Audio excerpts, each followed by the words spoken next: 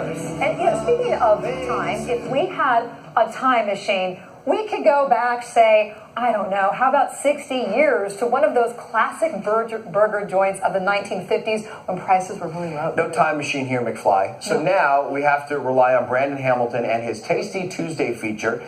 He takes us to a historic spot in Irving, Big Steak Fountain Grill. Welcome to Big Steak Fountain Grill.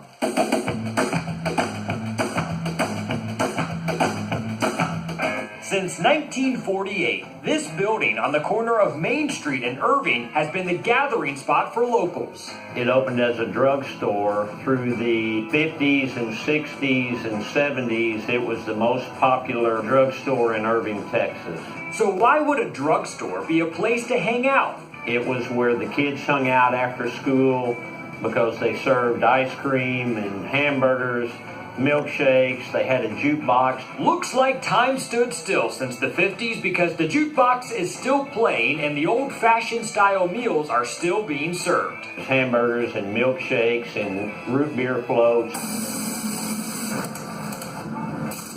Take a bite out of that and wash it down with this.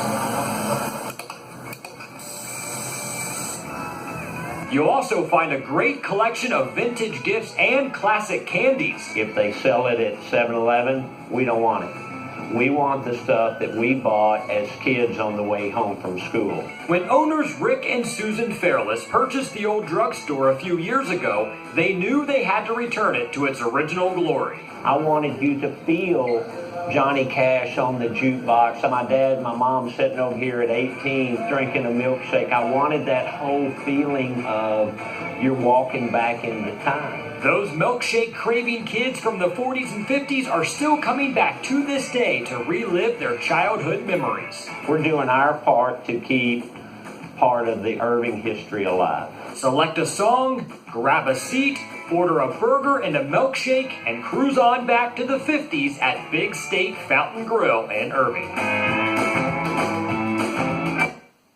Well, they open at 10:30 this morning, so you can stop on by there in Irving and be transported back to the 50s. And the owners, Rick and Susan Fairless, they own the Strokers Biker Bars here in town. They said with this business, they don't even care if they make any money. If they just break even, that's all that matters. They wanted to keep it alive. It's so cute and charming. Yeah, it is. And it goes beyond people who grew up in the 50s because that sort of fountain, at least in my hometown, was around until at least the early 80s. So I remember it as a kid. So it's even nostalgic for those of us who are a little younger.